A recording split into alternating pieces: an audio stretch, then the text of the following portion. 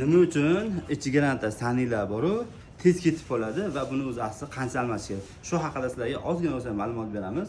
Mana shu qo'limdagi mana shu ichiga rantani korobka saniyga bo'ladi. Mana birinchi o'chirib nima uchun tez ketadi? Bitta ko'rsating. Ichiga rantani bor. Saniy to'laqon joyi agar ozgina yemirilib qolgan bo'lsa ham bor, saniy tez urib qo'yadi va o'zi saniyda qancha almashish kerak. O'zi 100 ming kilometr yoki bo'lmasam 150 ming 200 mingga borganda saniyda bir qator almashtirib qo'ygan yaxshi. Bizda o'zbekchilikda nima qilinadi? Qachon yo'q qo'yib yuborsa, qanaqadir keyin almashadi-yu. Endi saniylik, mana xudo xolasa, bu saniylarda xili ko'p. Buni ustangiz bilan maslahatlashib qo'yaverasiz. Xudo xolasa, mana saniyda bitta qarang, mana eskisi bor-ku.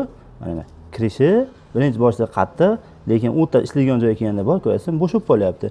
Ana endi yangi saniyda qarang, aka mana. Yangi saniyda o'rtasiga kelganda qarang, ancha plotniy. Shuni hisobiga iloji boricha mana shu ichiga rantalar almashtiryapti bor. Mana shu saniyda bitta qo'yib yuborgan ma'qul, chunki sababi bitta ishingiz ikkita bo'lmaydi akalarim. Joyingiz sog' bo'lsin. Har doim o'zingizga tabassum tark etmasin. Avtoprofessor kanaliga obuna bo'lish esdan chiqmasin va korobkangiz yog'ini vaqt almashtirish esdan chiqmasin.